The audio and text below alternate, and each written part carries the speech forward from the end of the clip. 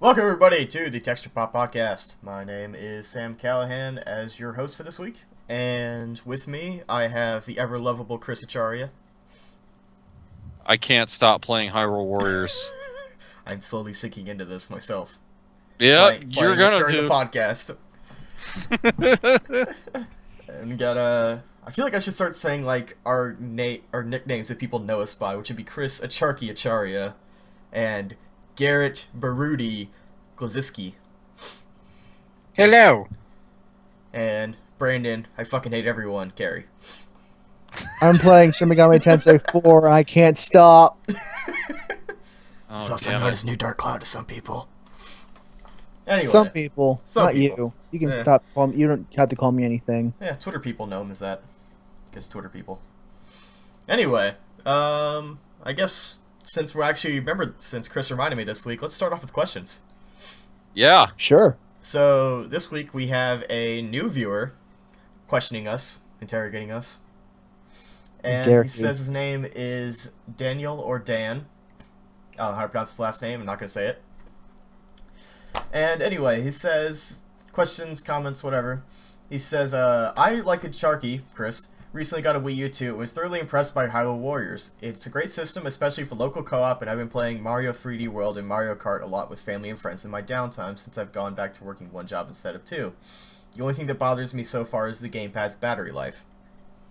So, kind of a comment. I should point out that I got a Wii U literally like 6 hours ago.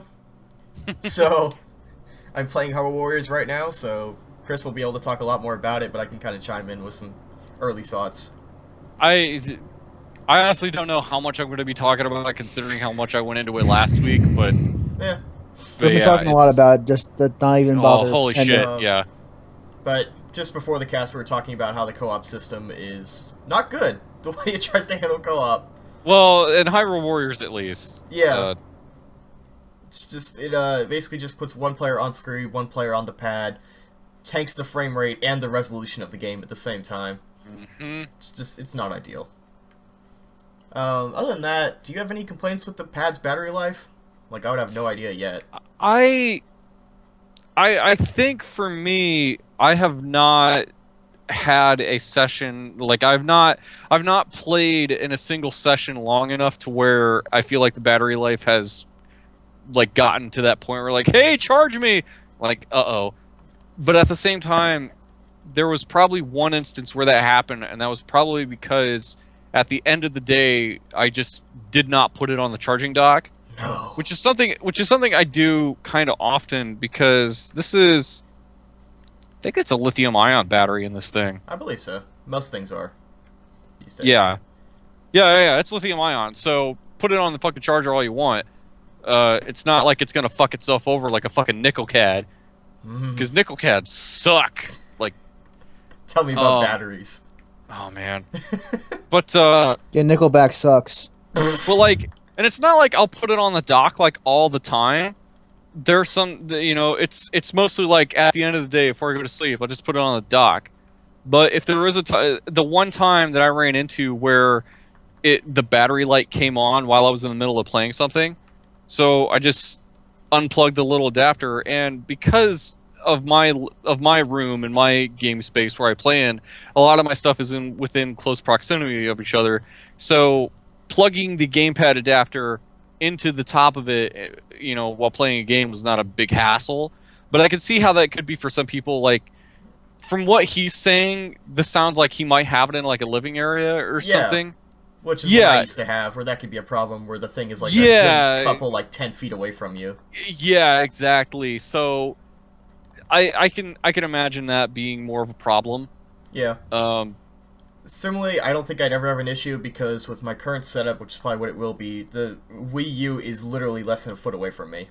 Because it's Yeah. on my desk that I normally sit at. And my TV is about 2 feet away from me, so it's like the charging dock is just kind of sits there on the side, and if I ever need to plug it in, it's literally like 6 inches away. I guess I guess it's not really how close you are from the console, but really like how close you are from your fucking outlets. And I mean, because obviously the thing, it plugs into there. It's not like it plugs into the Wii U. It's which seemed a little weird when I kind of realized that, because you're usually like back in the day, or like even on my PS3, like, oh, my battery on my PS3 controller's low, plug it into the console, and to me it just felt weird of, oh, my gamepad's low, plug it in, oh god, it's into the wall. What? Like, yeah. It's I mean, like I'm sure some people love that probably, just because they can't have a console far away, but it's certainly weird. Yeah, but it's like the console, like, you will fucking plug nothing into that except a GameCube adapter, which I'm sure people are getting soon. And an external hard drive, if you're like me and want to download everything. Yeah. I think for anybody, you're gonna plug an external hard drive into that thing, because the eShop is pretty good. And aside from like buying like games that are also going to be at retail, I mean, there's also a good amount of like original stuff on there, like, you know, fucking Mighty Switch Force, all that good shit. If Pushmo World comes there, I gotta fucking get Pushmo World. Pushmo in your life. Oh man, yeah, but yeah, if you're gonna be downloading a bunch of games, you know, the 32 gigs, which I think is like the biggest that they have on a Wii U, that's gonna be filled. Like, bear in mind, the white one without the extra stuff is 8 gigs, if I remember correctly. Yeah. Which is, like, Hyrule Warriors is 7 gigs. Bayonetta 2 is like 17. And that's just Bayonetta 2, not Bayonetta 1. Something I saw on the shop channel was that they are straight up for free, for absolutely nothing. You could download the original Disney Infinity. Huh. And the reason they were doing that is because I guess it was the new one. Yeah, well, it was Nintendo's way of incentivizing people. Like, if you bought Disney Infinity on the original Wii and you still want to use all your toys and everything, here's a free Wii U version that you can just download from the eShop. Because obviously they have no problem putting that game out for free when it requires all this extra hardware, figures, and bullshit that you need in order to play it. Makes you think that, if anything, that game probably should have been free to begin with. Like, buy any figure and here's a code to download the game. Absolutely. That's how they should have done it. But especially when you have, that's a whole other tangent entirely. But yeah, that game, when I saw it on there, is 10 gigs. So if you got the 8 gig model, you just straight up can't download it. And if you have 32 gig model, that's going to take up like a third of your space. Yep, I've already used most of mine for 2 games, and I don't plan on stopping. Get your fucking external hard drive. Yep. You can get up to a 2 terabyte hard drive on there. That's a lot of terabytes. Which, I kind of love the idea that they just allow people to use external drives. Like, hey, here's USB ports, plug in whatever you want. Yeah. You know, it's not like you have to get some proprietary bullshit like Xbox does. Wait, Xbox does? I was gonna say that the PS4 and Xbox both have externals, but is the Xbox proprietary? The 360 well, it was. I don't know about the Xbox One. Well, the 360, you could plug an external hard drive into it, but I don't think it allows you to even use all of that space. Like, it was a really small, like, dumb, limited amount. If you plug an external into a 360, it's like it's only going to take up like maybe a third of it. It's really dumb. What I meant was I meant the one in the PS4 support regular external. Oh, that I have no idea. Yeah, the old one, no. It was probably the 360. I remember is that you had to format it to FAT32 or something weird that would basically destroy half the space available. Yeah, basically. And it, like, if you had, say, a 500 gig external, it's not going to take that much. An external drive would only take like maybe less than a gig. Like, it's like, then why the fuck did I even bother, you know? Yeah. It's like you still had to buy their fucking proprietary hard drives that would go into the thing. Although PS3, at least, any fucking laptop hard drive you got, you can stick it in there. Yeah, you just install it. Which is awesome. Yeah, another reason to, you know. To be fair though, that was long time ago, and the new ones, they do support regular externals. Like, I've heard people just saying, like, I just plugged in like a 3 to 5 terabyte external drive. I'm like, all right, cool. Which is great. I mean, especially if they're going to incentivize this, like, you know, download only future, which is fine. I'm down for it. I know a lot of people aren't. Then you really have to say, we're not going to do proprietary bullshit if we're going to make you try to download all these games, because that is just stupid, and that would cripple yourselves. I'm not, just because what if your computer fucks up and you lose all your stuff? Yeah, I had a friend of mine who's like, what if I want to play these games in like 30 years and you can't get them anymore? And I was like, I don't know. What if I want to play them offline? I was like, I'll just buy box copies then. And he's like, well, I'll be the one laughing because all of these games. I was like, yeah, but I'll have a clean shelf. I wouldn't be the douchebag saying, "Well, in 30 years, friends. I'll be the one laughing." Like this. This douchey. is one of my really good friends from high school. That's why he says that. Okay. Yeah, no, he's not being a jackass to me on purpose. He just does that to fuck with me. I was gonna say, I'm like, He's not I doing it on wouldn't be an purpose. He's just asshole. being a jackass on accident. Was that No. So was that the only question you had, or? Well, they're both just comments, sort of. The other thing he Oh. said was directed at Brandon, which was... Well, he says question, it's more of a comment. My question for Brandon, though, it seems we're both in JRPGs, and we were very disappointed by Project Cross Zone, which was 2 episodes ago now, if you want to hear him talk about it. And his question is, have you ever played Shadow Hearts? It's an awesome RPG series I highly recommend for its battle system, story, and overall greatness. The answer to that question is yes, I have. I have played all 3 of the Shadow Hearts JRPGs. I'm gonna go ahead and tell you that the only Shadow Hearts I've ever seen was the how to beat a certain thing on Cheat on G4 with Kristen Holt. And I watched that because I thought Kristen Holt was hot when I was 14. And she's married now. She's Kristen Adams. Right. I don't like to think about that. It's very sad. But Sad to my 14-year-old self, I guess. they from were middle very, school. very unique and very good JRPGs. The main gist of the combat system was that there was no random roll of the dice for hit or miss. What would happen is that a ring would be brought up when you made an attack, and if you hit it at the right time, then you'd get a hit, and if you hit it at a really good time, you get a critical hit. I could see how some people who don't like JRPGs enjoying that just because it just puts much more skill into it. Yeah. It was much more like timing based than it was about luck. Yeah. I could see myself being into that. And the other gist was that there was the new mechanics, they had sanity points, which is every turn you took, you lost a sanity point, and if you lost all your sanity points, your character would go insane and would be completely out of your control. So is that just encourage you to finish battles quickly? Yes. And the main character and any character that was a vampire, because they had a vampire in every single game that was a playable character, would have a lot of sanity points. Because the just that every enemy irradiates malicious energy, so if you expose that for a long period of time, you go insane. So that was the explanation behind the mechanic. And the reason the main characters were so immune is because they have the ability to bind the souls of demons into their bodies to transform them and give themselves superpowers. That almost sounds like SMT style. Yeah. We're gonna put the demons inside of us. Well, the demons you fused were not never changeable. It was the same demons every time, but there was one even very elemental property in the game. Like, I wonder who put that series out. By the way, like, it wasn't Atlas, I don't think. It was not Atlas. No. I can look it up real quick. I believe it was the same company that made the Wild Arms games. Media Vision, I think. I had to look it up. You do that, Sam. Okay. What did Shadow Hearts come out on? Just PS2?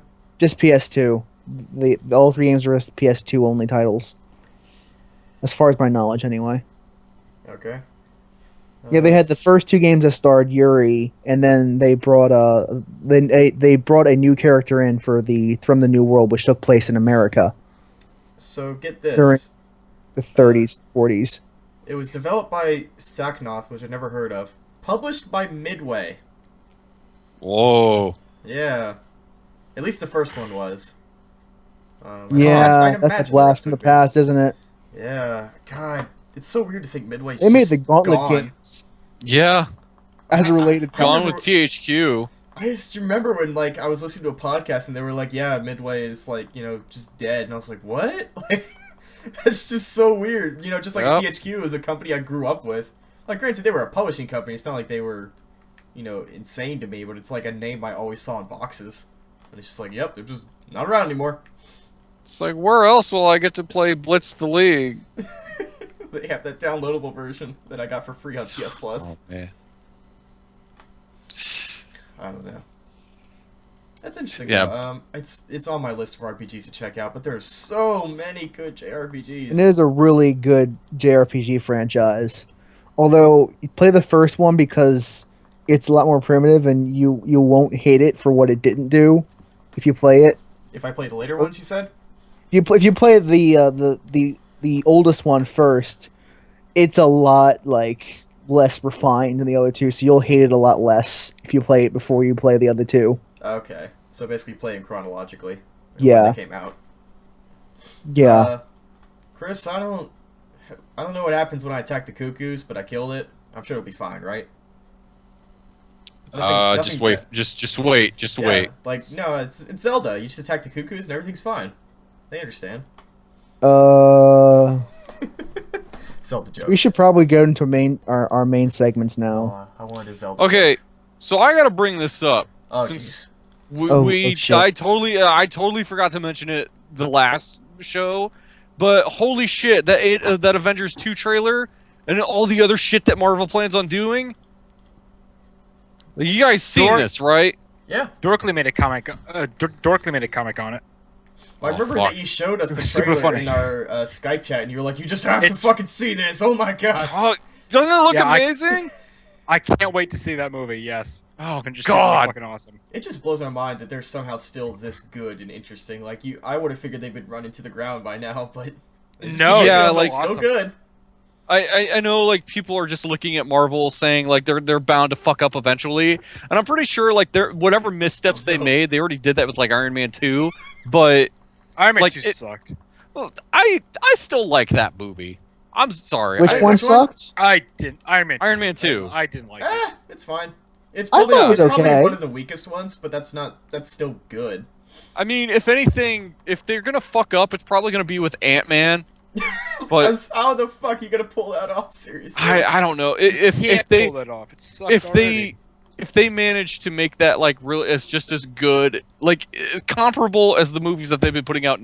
then I'll be surprised. But yeah, fucking Avengers 2, that trailer, holy shit. Like, It's just pretty the fucking sick. yeah, just the way like they pervert that whole little innocent song from Pinocchio and just something super fucked up and depressing and Kind of something. That's always the scariest thing is when you hear an innocent children's song perverted that way. That's always Yeah. the scariest thing. I'm trying to think of like I know I used to remember another good example of that, but that's something I always really liked. Is basically well, there's actually a good example that somebody referenced where there's an Eminem song called "Stan," which basically the whole Yeah. chorus is just this like love song about some lover moving away, and he uses it to describe a fan who basically just wants to stalk him. yeah. I just remember love the that idea of video. changing the context of a song. But like Ultron really is like I'm sure there are a lot of people who would have looked at Loki and said like there's no way you're going to top him. There's no way. And years ago I would have agreed with you, but cuz Tom Hiddleston is really awesome and I still fucking love the shit out of Loki, but Ultron just like I swear to God, he seems like he's going to be like one of the next great On a related villains. topic, I want to ask you guys, why do you think people think Loki is so sexy? Because I don't know, but all the women want his dick. I mean, And- I'm more a fan of Chris Hemsworth, but Because he's bigger. Just looks and gets more time with his shirt off. He's I'm got- pretty sure if Tom Hiddleston got the chance to take his shirt off in a movie, women would have just want him just as badly. They Tumblr, do. Some of the fellas. Tumblr would probably just explode. Women The do want him servers would just go as down. badly, dude. Like we get it. Like Chris Well, Hemsworth is I think what beefcake. Chris is saying is that like regular women like Chris Hemsworth, but like Tumblr women like Hiddleston much better. Oh God, I still remember that thing back when they were promoting the second Thor movie, and like Tom Hiddleston made like a surprise appearance at like one of the Comic-Con panels. Yeah, I remember that. He was fucking decked out in the same outfit and everything, and he was just straight up quoted like he was just feeding the fans out of his hands. Like, I said this in a movie, yes, and like he goes out there and everybody starts screaming, and he gets them all to shut up without saying a word. Like, if you get a chance, like just look up that video of like Tom Hiddleston at Comic-Con, and I saw that video. I know exactly what you're talking about. Yep, that's so Awesome. great. Like every dude who brought their girlfriend there is just like, yep, she's not thinking about you tonight, guys. I'm sorry. I remember that. Oh, But, my God. But man, fucking Ultron in that trailer, doesn't he look great? Yep. See, here's the funny thing though, is like I am very excited, and I barely know anything about like these characters. So Yeah. it's kind of funny that you're excited and you're a big comic book fan. I'm not, and I'm like, I don't know what Ultron is, but damn if he doesn't look badass. So I don't really know a whole. I mean, I have not read any of the stories that involved him, but I know about like his background, what his motivations are, and everything. And Ultron's whole deal is that he's a sentient robot and he wants to wipe out humanity because people suck. Okay, I'm And down with that. Can I take what's his just side? what's interesting about that is the way they're writing him in this movie just makes it seem like they're gonna make people believe he's right, which is frightening and also awesome. Because it's like, of course, people fucking suck, and and by the way, like anybody who looked at that trailer saw Ultron and wanted to bitch because he didn't look the way he does in the comics. Fuck you. He looks great. Like I think there were some people saying like there were comments like, "Oh, why does he have eyes?" Like he fucking looks great. It's like People get yeah. pretty stuck up about that. So he can the better to see. I don't know. Well, it's like in the comics. It's like he doesn't really have a face at all that would leave room for expression at all. It's just Like the owls from Batman, the new comics. basically yeah. Like there's no expression there. He has no moving parts on his face. But in this movie, it's like it's frightening how. Granted, I didn't like when they did this with Transformers. I thought they looked fucking stupid trying to make them look like people. Himself to, like, But with Ultron, he's still recognizable as Ultron. yeah. Like, just the way his face looks and everything is shaped. It's not like they tried to give him like human lips at all, but he still has a mouth that moves like that, and his eyes look fucking menacing. Just, oh my god. Yeah, this movie's like his whole speech. Like how fucked up he is when he says, "I want to show you something beautiful." Thousands of people screaming. Like, oh god. Chris is really fanboying right now, if you can't tell. Yep. Yeah. It's gonna be a fucking fantastic movie, and I wish that I could go see it at the midnight showing with my best friend, but I can't because I'm living in another area. Aw. Don't worry. There's always gonna be the DVD rip you can watch on the internet together. Or not the DVD, the fucking shaky cam. Not Yeah. even shaky cam anymore. The people that still record that shit these days probably have fucking tripods set up. Oh god, I And they're know. just like They studio do. I don't know how microphones they and do it. shit. Yeah. I'm sure there's just like either nobody cares or they just pay off whatever theater they're going to. Like, look, just Probably. don't worry about the tripod. It's just I'm carrying this like giant boom mic inside. Don't worry about it. It's fine. I don't know, man. That's a weird business or whatever you want. But to call aside it. from that, like, so did any of you guys also see like some of the shit they have planned for Phase 3? I didn't know there was a Phase 3. I did see some of that. Yeah, they have a Black Panther movie in the works. Yep. A Miss Marvel movie. I'm sorry, Captain Marvel movie in the works. Yeah.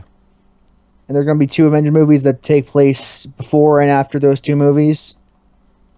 Because they're doing a 2-parter Avengers Infinity War, which is basically, oh, by the way, remember when we teased Thanos as the big time bad guy? Yeah. Here's where he shows up. So They got this shit planned out, man. yeah, because there's a third Thor film, and there's also going to be the third Captain America film where shit goes down from the Civil War inspired stuff that I think we had talked about this once before when they were kind of hinting at that. Now they've just straight up basically said, "Oh yeah, by the way, Civil War happens in Captain America 3." Like, Yeah, holy you mean shit. the comic series Civil War, right? Because for a second I thought you were talking about the actual Civil War, and I was like, like yes and no, because like the subtitle for Captain America 3 really is just Civil War. Yeah, like, but isn't that like a comic series of Captain America where he dies or something like that? yes, because at the end of it, he got assassinated by Crossbones, which Yeah, because it was like the whole idea of heroes revealing their identities and something like that. Was that Yeah, something? it was superhero registration. Yeah, that seemed like a really cool idea. I would be Yeah. really interested in seeing a film about that instead of reading It- comics. Yeah, because a lot of people are saying like Avengers 2 is going to be kind of a setup for that because shit is shit gets real in that movie, as Yeah. we've seen from the trailer. Oh, but man. but like some of the other stuff with Phase 3, like so you get Black Panther, whom I forget the actor's name, but he the guy, and this is confirmed by the way, the guy that they're going to have play Black Panther, he's previously played James Brown in a movie called Get On Up, which was a story about James Brown's life. And he also played Jackie Robinson in the movie 24, which, again, like, this guy has got to feel fucking stoked about his resume or his career as an actor, because it's like, he got to be James Brown, Jackie Robinson, and now the Black Panther. Like, holy shit. Like, Yeah. World of movies, man. it's fucking great. And also, like, they show the poster for Black Panther, and again, he looks fucking sick. I'm loving that costume. Everyone loves I the hope, Black Panther. He's the Black Panther. He's awesome. I hope they don't change that at all. Like, I love how that looks. So, you know, and they're also gonna have Doctor Strange, which no word yet on who is confirmed to play him. Although there's a lot of rumors about Benedict Cumberbatch, and which I don't think would be a bad idea. Yeah, Better I could do that. It's like Smog is Doctor Strange. I mean, I always see him as Sherlock, so that's Yeah. my understanding of him. It's like there was that, and then they're also going to do a movie of Inhumans, because their other movie about an obscure superhero team that nobody heard of did super good. So let's do that again. Wait, which was the last one? Guardians of the Guardians of the Galaxy. Galaxy. Oh, wow. Yeah, and Inhumans, like, now they're making a movie about a superhero team that not only do not too many people really know of, but their leader is a guy who seriously cannot speak, because their leader is a character named Black Bolt, and he has this ability that if he says so much as a whisper, he could level an entire city. Damn. So his voice is destructive. I bet I know the ending of that film's gonna be. Yeah, and he cannot talk because of it. The ending of the film is just him on a monologue. Just full score 7 years ago, like the entire United States is just crumbling. Probably. Oops. Well, if he spoke at like room volume, he would probably take out like a country. He'd probably So wipe. he's gonna do the Hamlet monologue, right? Oh Jesus! That would just The world would be done. Like, I'm just tired of the world, and then he just takes up the Hamlet script and be like, all right here, just start here. Well, I mean, he'd already show the world by saying all that. So No, he'd be thinking that, you gotta start with Hamlet.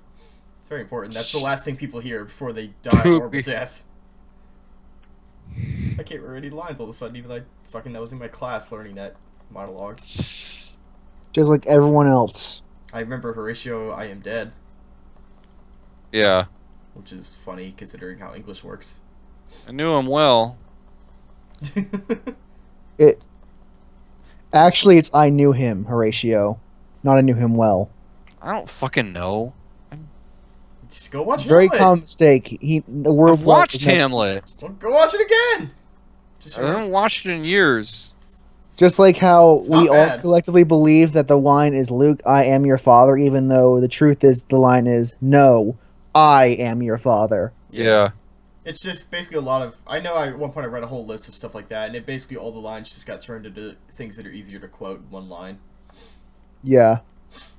Yeah, basically. Cause I can't remember what if it was like it was either a Zoom in TV or a Cracked article or something that was. It was a cracked article. It was cracked. Because cracked makes like all the best material for the internet. Oh yeah. No. They are still Why? responsible for all the teens who don't go to work. Yeah. They even in their articles they post like, "You're probably reading this while you're supposed to be at work." It's Don't fantastic. judge me, They take pride in that because they're still getting paid. That's fucking great. whether or because they not you update at are 9 o'clock every day. at I 9. fucking wish that was. I wish that was true. I wish I could have a job. I don't have a fucking job. Dude, I've you're tried going finding to a job. school. You're fucking fine. I'm going to alright. school. I don't have a job. I can't fucking pay for shit. Yeah, but you're going to school, so you You can could have try a job. fast food. I have a job, and I'm not going to school. Anyway, I'd say go fast food, but I really can't recommend it. No. But Go yeah, fast. Marvel's putting out some crazy shit. yeah, Marvel. So whose turn is it? I don't know. I don't Wanna know. Draw a thing from a hat. Who has the most interesting thing to say this week? That's the way I'm doing it now. Fine, I'll start. Okay, Brandon, you start. You're gonna be the longest anyway, so let's get this out of the way. So And it's gonna be my fault, which I know. Yeah. that's how it always is. I Samuel. like Brandon too much. I like to talk to him about stuff, and it's terrible. So I've been getting a bit more into Shin Megami Tensei 4. Let's just get this out of the way. Okay, I got like Really? 300 questions already. Okay, what's your first one? Is it any good? It's good. Okay, great. In some respects, I've found it to a degree to be even harder than Nocturne was. Did you say Nocturne was like really, really hard? It's hard at first, then you get really good skills and it becomes really easy. But I think it's because what they did, since you can save anywhere in Shin Megami Tensei 4, literally any single battle can result in your death. Literally any of them. Jesus The enemy Christ. gets the first move, there is a chance that you will be hurting at the end of the first turn. Jesus Christ. Why would you do that to people? Since you can save anywhere, they probably said that gives us free reign to make the fights, individual fights, harder than they were. On the other hand, if you exploit their weaknesses like you're supposed to, you can fight hundreds of battles without being unscathed. That's the way that this system is designed, so that if you do well, you do really well. If you do poorly, you do really poorly. There is no middle ground. It just makes you wonder, though, if, like, when they made it harder, was that the original intention for the SMT games to be that difficult? Or is it just, we're just going to make it artificially hard? Difficult. That is very clearly a design choice. Yeah. I don't know, I had to wonder if they just artificially made it harder due to the save system, or the save system gave them the leeway to say, this is the difficulty we always want I games to be think at. I think the latter is true. That's what I suspect is the case. Seems like it. Seems like they always wanted just the pure hardcore. If you die, you don't get a game over. Instead, you visit Karen, the ferryman, and he says, "You know what? I'm really getting sick of ferrying all you fuckers. If you pay me, I'll let you out." Son- And if you die too often, then you'll meet his assistants, and they unlock easy mode on your app, on your smart gauntlet. On your app. You know, because you're They unlock the easy mode app on your smart gauntlet. This game is weird. SMT is just fucking weird, man.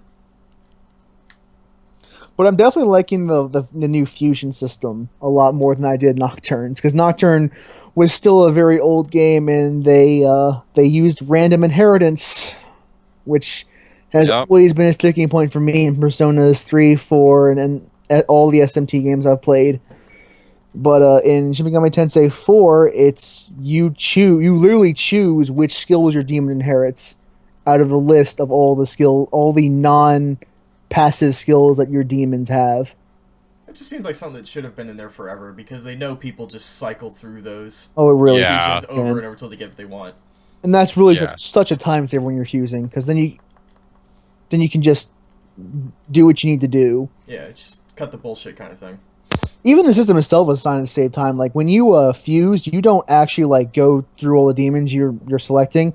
You unlock a search. You do a search, and you can search based on certain criteria, and then it will list all the demons you can make based on the criteria you've selected. Like if I need to fuse this demon definitely, or I need to make a demon that knows this move.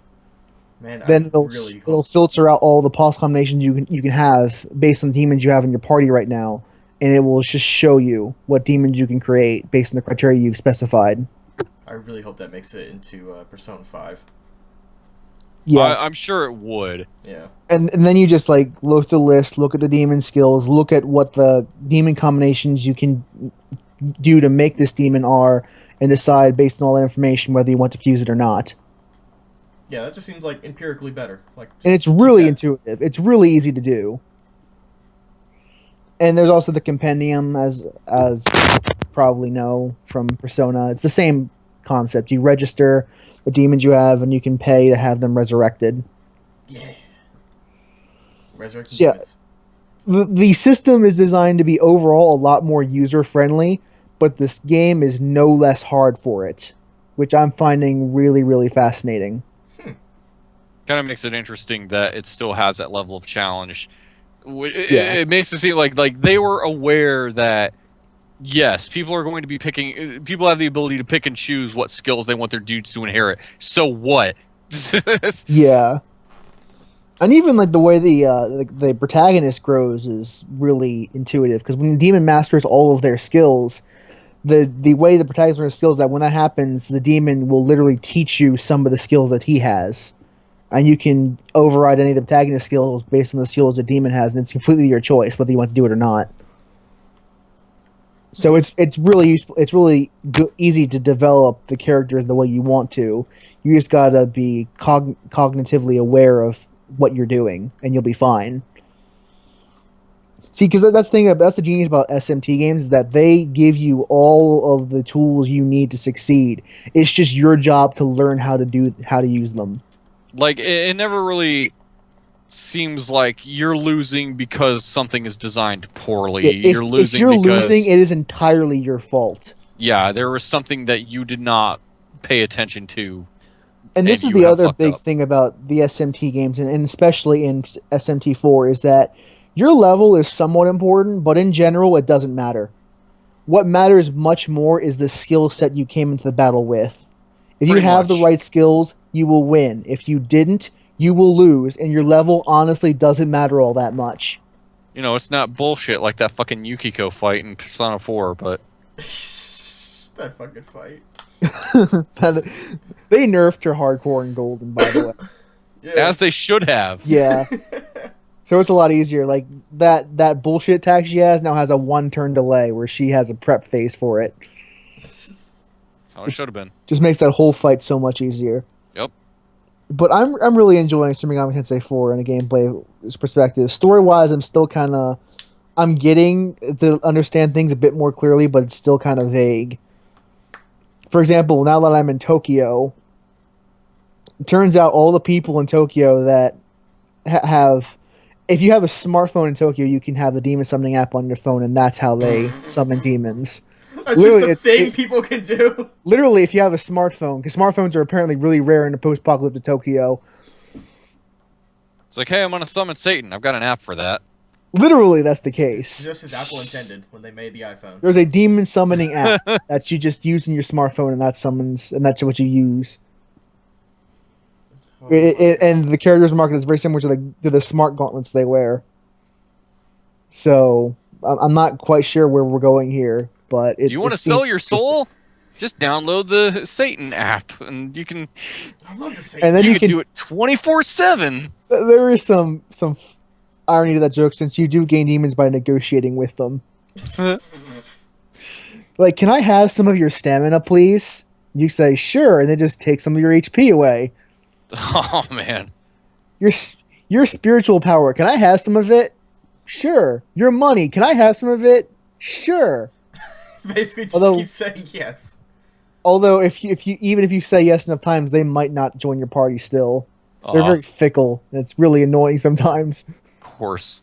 It's fucking shitty personas. Demons. They're whatever. demons, not personas. Fucking SMT. It's a demonic compendium, not a persona compendium. Oh, they're so different. So many differences. But aside from Shin Megami Tensei 4, I also have been playing a lot of Soul Calibur 2 HD. Yeah, we did. Oh, so both you playing. Well, we played a little earlier before the cast started, when we were waiting for you. And but before that, I actually finished Weapon Master Mode. Yep. It didn't take as long as you might think it would. But it's still a pain in the ass, no less. Oh yeah, fuck a lot of those missions. They are stupid unfair. Oh yeah, you have to beat all 3 opponents in a row. And by the way, if you fall down, you die. Yeah, I remember that one. That was a bunch of shit. And the worst part is that was one of the missions that had a bonus available, so if you did well in the matches, so it was one of the easiest ways to farm gold. Wow. Yeah. Oh, a lot of the missions were just like complete horseshit. But on the other hand, if you do well in them, you will have learned basically how to play Soul Calibur 2. Because you would have had to. It just forced you to. You will learn. You have to earn those victories. But going back to Soul Calibur 2, I realized that apparently I had a much higher tolerance for bad voice acting way back when I was a child than I do now. Well, you didn't know any better. Really? Because a lot of the voice actors in those, well, the voice acting, I don't know about the actors themselves, was really bad. I wonder if bet. that's just the actors or the director. Because there's just a couple of like really odd deliveries and just a couple of oddly written lines as well in a lot of the scenes, especially in arcade mode. For example, just a small example. Mitsurugi and Taki are rival characters in arcade. They have their destined battle scene. And the cutscene before that, Mitsurugi says, "I've had enough of you." And then Taki goes, and I quote, "Haven't you had enough?" Yep, I remember that. And it's like, come on. You could have said literally anything else besides what you just said. And it shouldn't bother me. It really shouldn't, because it's a fighting game and who gives a shit. But it does. Tell me about fighting game acting. It's so good. Well, have But, you seen Street Fighter the movie? Oh. But going back to Webmaster Mode, that is still, even though I hate a lot of those fights, it's still probably one of the better single player campaigns in a fighting game I've seen out of all the single player fighting game campaigns. I mean, aside from the Mortal Kombat, which is from the usually NetherRealm, usually before that it would just be fucking arcade mode. Yeah, at least they make some vague attempt to justify what you do in the Weapon Master Mode, which is kind of nice, and the challenges are pretty varied and unique, which does add a lot of variety to the game. Like, the enemy is invisible except for his weapon. Try to beat him. Or the enemy, or if you get knocked in the air, you go soaring, but air combos are really effective. So beat the enemy with air combos.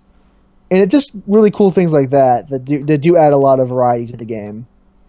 Yeah, it can make you pretty skilled to play that game after you clear that shit.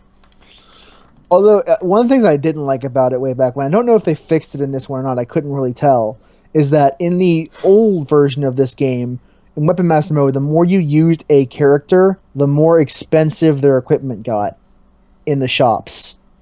Like, if you, for example, had a character like Cassandra, that you use a lot of Cassandra, the more you use her, the more expensive her weapons are in the shop. Which I always thought was a crock of horse shit. And I don't know if I really couldn't tell, because it didn't seem like the prices were rising in this version, but sometimes it did. So I hope they fixed that, but back then I thought that was complete total horseshit. It seems like a weird thing where I can't remember there's another fighting game that did something similar, and it's like, hey, you should try out these other characters. And I'm like, it's a fighting game. I'm gonna learn the one character I like, so just make it easier for me to work with that character. Or at least like the handful of characters that I'm used to, because there's no way I have time to learn a roster with fucking 50-some dudes. And it is kind of cool going back to such a small cast in 2 compared to the casts of 3 and 4 and knowing the shit about 5. Let's just be honest, nobody cares about 5. Because 5 has a small cast, no one gives a shit about 5. 5 is not bad on a technical standpoint, but like the yes, story it is. mode, the story mode that they try to make, like, get the fuck out of here, like, really? I swear when I first saw it, and I was like, so, where's Siegfried? He's like, not in here. It's like, where's Nightmare? It's like, technically not Soul in here. Calibur 5 played more like Street Fighter, and I hated that. Like, with like, special super meters and shit. Like, no, I don't need this shit. I don't need any of this shit. Just give me a health bar. That's all I fucking want. I don't need. Yeah, like, they introduced that in 4. Yeah, 4 Soul was the armor system. Bullshit, don't need it. Super meter, don't need it. Fuck off. And 4, I remember liking. I like 4, okay, but I had no prior experience with Soul Calibur. 4 was okay. I didn't hate it. I actually liked that game a lot. But they made one for the but PSP. 5 really like doubled down, and I hated 5 for that. And the story. I loathe the story in Soul Calibur 5. Yeah, it's pretty shit. It's only an hour, but it's the most painful hour of writing I've ever seen. Yep, it is shit. So going back to Soul Calibur 5 after all those, it's very refreshing, I'll tell you that. Yep, SC2 is really great. Yeah, SC2 is, I would argue, is the best in the series. I never played Soul Calibur 1, so I wouldn't be able to judge that one though. And I'll still hold on to my GameCube copy of that game till the day I die, because how else can I play as Link? And I'll say something controversial is that I think the create a character mode is kind of what started bringing Soul Calibur down to its knees. You're not wrong to say that. And the reason I say that is because at first it was an okay. It wasn't great, but it was an okay implementation of it, where you could basically just make a character that had its own. They had a lot of unique creative character styles, and some of them were really OP, some of them were not. But it was okay. Then in 4, they started really doubling down, and the more they doubled down on that creative character aspect, the less and less they gave a shit about all the other elements in the game, and it was very, very obvious by like 4 and especially 5 that the creative character is stuff they were focusing way too hard on. I mean, I wonder if that was just became much more popular than the actual game itself.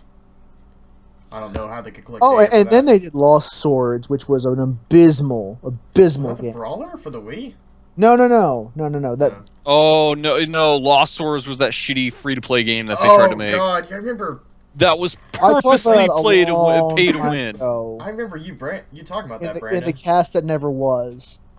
The cast, which name we dare not speak. But yeah, that was an abysmal pile of horse shit. So it felt like for a long time that they had no idea what they're doing, and they probably still don't. But it's nice to go back to basics. Yep. I think that's something that definitely applies to fighting games. Is that at some point the roster just keeps getting bigger and bigger, and the mechanics always crazier. Like I know some people, I think it was even you, Chris, with Street Fighter 4, where you're just like, I didn't really care for like the EX attacks and the hold like, down 2 buttons and you can take 1 attack. There's fucking armor systems and bullshit that they put in there. Like, Yeah. A lot of designers, and not just for fighting games, but just in general, to realize that more mechanics does not equal a better game. Yeah. But then the only problem is if you keep making the same thing but balances, people accuse you of just making the same game every time. So you kind of have to find a weird balance where it's like, do we just keep adding more characters? But then you suffer the Tekken problem of having like 70 characters.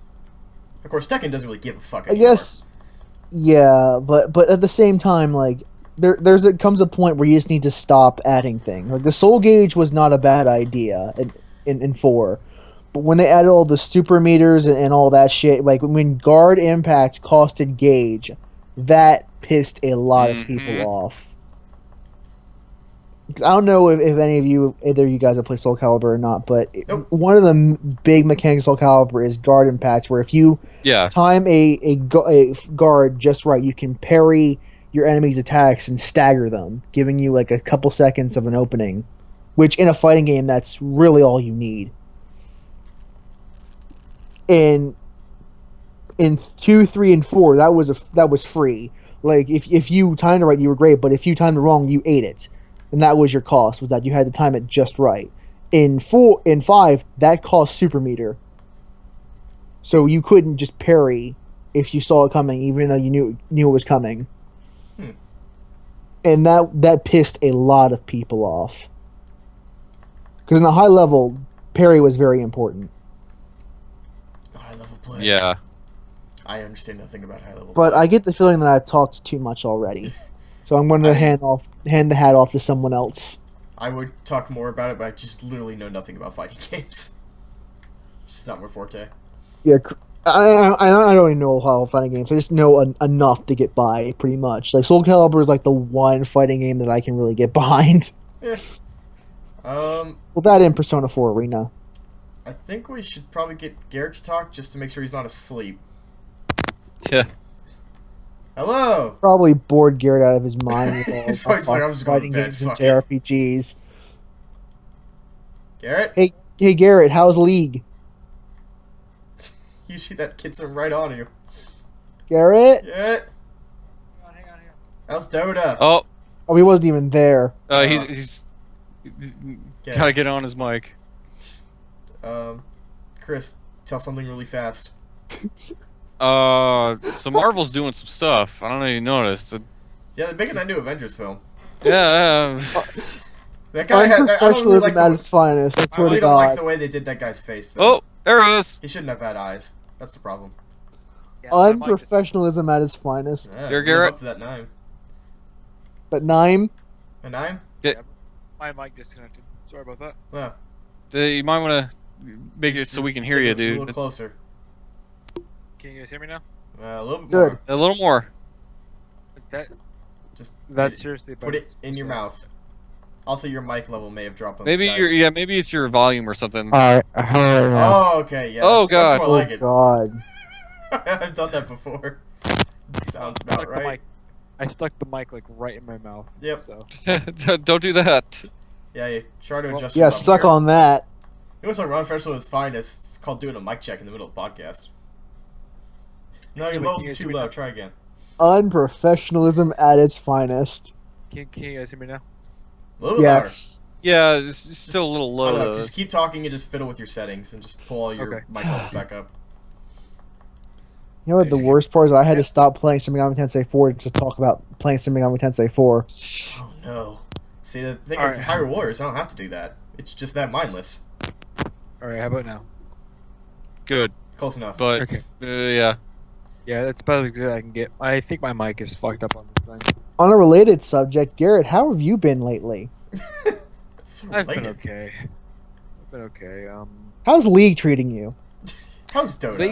League's been pretty good. I've been going to Best Buy though, and looking at parts for computers, and I've been thinking, what would I want to put in my computer? Thank you for And- your patronage. Yeah, I've been thinking, what do I want to put in my computer 7 hard to drives. build? Yeah, so I've been looking at hard drives. I've been looking at keyboards. I saw one keyboard that was every single. Not only did it have the best click, it had like a best cherry. click. Yeah, Cherry it had a red red. MX keys. It was the Razer Black Widow. Razer doesn't No, use cherry keys anymore. Yeah, thank you. It was cherry. It was red cherry keys. Yeah, well, there's cherry brown, cherry blue, cherry red. They're all different types of keys. Cherry red. It was cherry red. Yeah, that's normal. And they were the best click. However, it cut the keys in half. You had no number pad on the right. That's weird. Was it and a stuff like ducky that, yeah. keyboard? It was super small. I can't remember the exact keyboard, but it was super small. It was. It didn't have the right side keyboard. It was just. It was from enter to the left, Yeah. and it had but it had the red. It had the red cherry keys. It was really good, and every single individual key had its own color palette, so you could have every single key be different color, and when it was idle, it ran through every single key like it was a rainbow. It was super cool looking. Yeah. I wonder if That's that's the already- ducky keyboard, because I saw somebody review that recently. No, I don't know if it was. I don't think it was ducky. It was. I'm gonna actually look it up. Maybe But it's Corsair or anyways, something, I don't know. it was super cool, and I've just been for the for shits and giggles. I've been looking up. I've been going to Best Buy and looking up keys and just stuff like that. I don't know. Play anything or I've been playing Evolve. On, Ooh. Tell us about that. I have no Evol- chance to play Evol- that, so tell us. Evolve is super fun. People have been complaining about the. It was Corsair. Okay. It was a Corsair K65 RGB mechanical keyboard.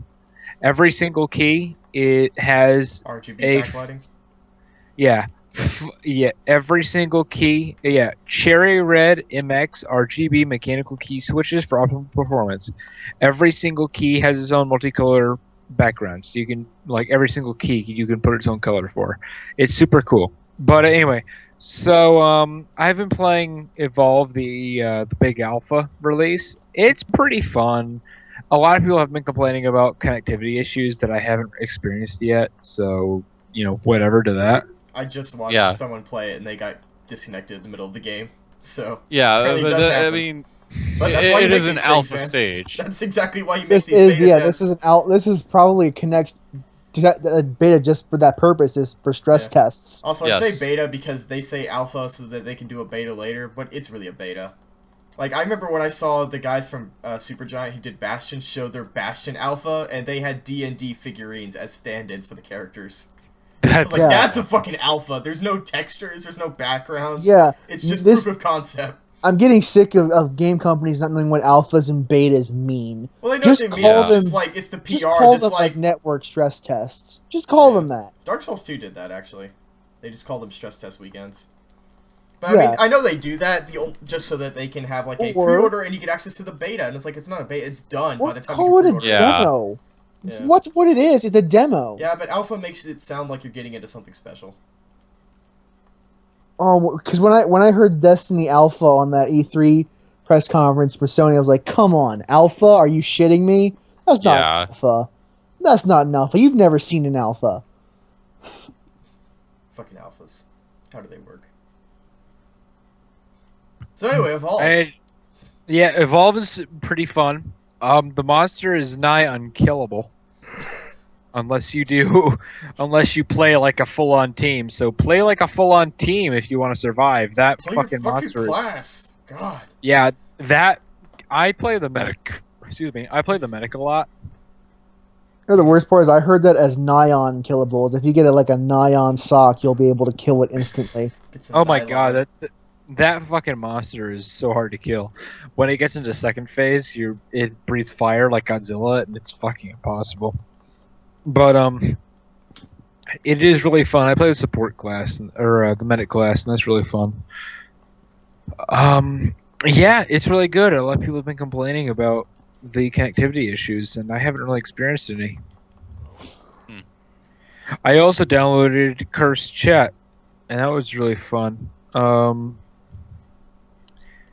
I downloaded that, and I was playing League of Legends, and all of a sudden, Cursed Chat popped up in the loading screen. I was like, "Oh, this is fucking cool." Oh, it looks like it's really existing inside the game. It was really neat. Cursed chat? Yeah, Like cursed waiting. Yeah, but no, Cursed Chat. Cursed Chat is a so you can chat in game with people without having to use Skype, and you can save a little bit of CPU, and it's really cool. client? Okay. Technology. Yeah, Yeah. and Skype is kind of a bandwidth hog at times. Yeah, we should probably post a link to that in the show notes. Yeah, whatever that is. Because I'm not posting a link to Skype. I'm not giving them any credit. I remember that, like, I was talking to a Well, friend we're of mine. talking about not using Skype while we're on Skype. Well, I remember when we talked about this podcast, I told you a friend of mine who's an engineer at Georgia Tech was like, you should use Mumble. And I was like, I'm not going to convince people to use fucking Mumble. I have I have Ventrilo installed on my computer, though I never use it. Yeah. It's one of those things of, like, I got Skype because everybody has Skype. It's like Facebook and Twitter. I guess we could set up our own event server if we wanted to. Depending on like how it interferes with our process of recording, but whatever. It's not like Our we need to process go of into recording detail. is not really much of a problem. I don't know. Oh. What were we talking about? Evolve and audio programs. Curse chat. Evolve Curse Chat plugin coming in? Confirmed? Yeah. Skype is pairing with Evolve. Mountain Dew. Okay. Yeah. but yeah, So so was I'm Jeff playing Keighley. Evolve. Stream of consciousness. I don't know. Mountain Dew. First thing comes to mind. School is being super awesome. Yeah. Oh, Game that's design good. class still going well. Yeah, class is going pretty well. Can you And, make me a game? I can make a shitty game that I would never be able to sell. Make me the next Destiny. I would like to sell Uh-huh. it. No, I Yeah, can't well, do- you're bound to make something better than Destiny. Don't worry. You don't have to put any I'm- story in it whatsoever. Oh I'm my bound to god, work- we do not stop talking about fucking Destiny, I do we? can't. It just comes up randomly, and as soon as I said that, I was like, I just realized to talk about Destiny again. It's worse when you talk about David Cage all the fucking time. I'm bound to talk about the EA Sports games I'm making. It's in EA the game. Sports. Yeah, That's big. EA. It's Was it EA Sports said that or EA Big? It's EA Sports. EA Game. big. EA Sports. It's in the game. Yeah. EA big. EA big. Big. Hmm. So other than that, I'm writing my side of a 2 cents article for Halloween, which is already past and gone. Happy Halloween! We spent our And Halloween podcast not talking about Halloween at all. yeah, I was and gonna post that on the Twitter update. I was like, we didn't talk about Halloween at all. That Yeah, picture though and came they- from my horror series I was doing with a friend of mine, so that's What was that? Halloweenish. What was that title? Spoopy. What was that inspired by? Fucking Rita. Because I was talking to her at one point, she saw a picture that I was doing, and she called it Spoopy, and I was like, what the fuck is Spoopy? She's like, it's like spooky, but it's funny instead of being scary. And I was like, okay. It's like, I looked it up, and apparently Urban Dictionary defines it as something to do with shitting. And I was like, okay. That sounds, course. considering it has like- poopy in it, that sounds yeah, right. it's like apparently it's like slang for poopy or something like that, and I was like, okay. I told her I said a bit of trivia in the I think I just replied to the tweet that got posted, and I said a bit of trivia. That episode was going to be called Rita's Trousers, but no one would get the joke. other than that, that's about it though. Spoopy. I'll be right back. We should probably make sure that Sam doesn't name the next one something. Yeah. just- That's the thing, is all these like weird inside jokes. I mostly asked that just to make sure that you were on record as explaining what the hell that name was about, because I didn't get it. Yeah, I mean, it's like Because I sure as hell didn't. Honestly, I probably would have understood Rita's Trousers better than I would have understood Spoopy. Yeah, people wouldn't get why I would say trousers, because the whole joke is that Rita Oh, I doesn't- would. Yeah, but you would. But people wouldn't. Then I Like- could. You'd be like, it's just I trousers. could at least like, no, they're explain that in pants. the show notes. Could have been like their I can't pants. explain Spoopy. Yeah, you I can. didn't even attempt to. You could have gone to Urban Dictionary and just been like, I don't know. I'm not gonna look up Spoopy. That sounds like something my mom would say. Oh, Brandon, you're so spoopy.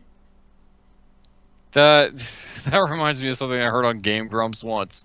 I was Dan was they were playing Shovel Knight, and I can't remember which one it was, but Dan, he makes music on Ninja Sex Party. Yeah, for Ninja Sex Party, and his dad was asking like if there's any other places where he has his music on, and he was telling us like, oh, there's some on like iTunes and some on YouTube and whatever.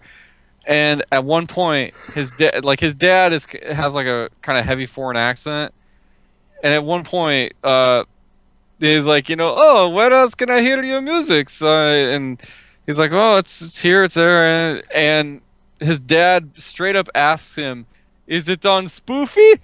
And it's like, you mean Spotify? Like, Name difference.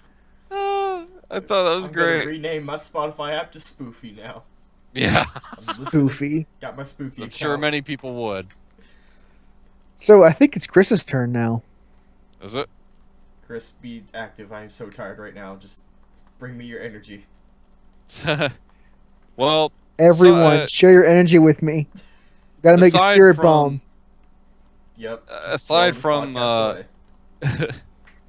so aside from HYRULE Warriors, which I've been kind of hopelessly stuck to still. right now. Yeah. Hey, Garrett, welcome back, Garrett. Sorry about that. We're talking about, I don't know, whatever Chris is talking I don't about. know whatever Chris is about to talk Well, about. You keep interrupting him. Well, I know. Like, I'm not like HYRULE Warriors. Like, I started the fucking adventure mode, which is God help you. yeah. Some of those could be super hard, but I think I will feel satisfied if I just get like all of the weapons for the characters, which there aren't a whole lot that I don't have, as well as like the extra characters themselves, which is there are 4 of them that you have to play adventure mode on to unlock them. Okay.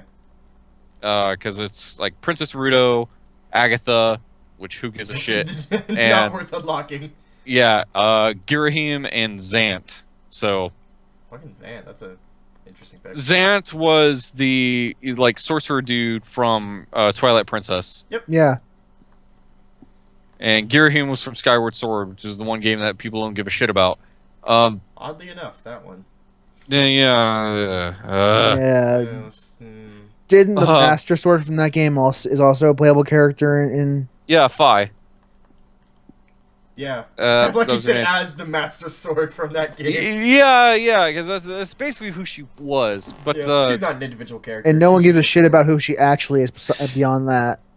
yeah, I know one other thing was I finished the like 5 extra missions from the Master Quest DLC pack that they put out because I got the season pass, and essentially that's where you get some story-based scenarios to play as like the 3 villain characters that they added in, which was like Sia, Volga, and Wizro.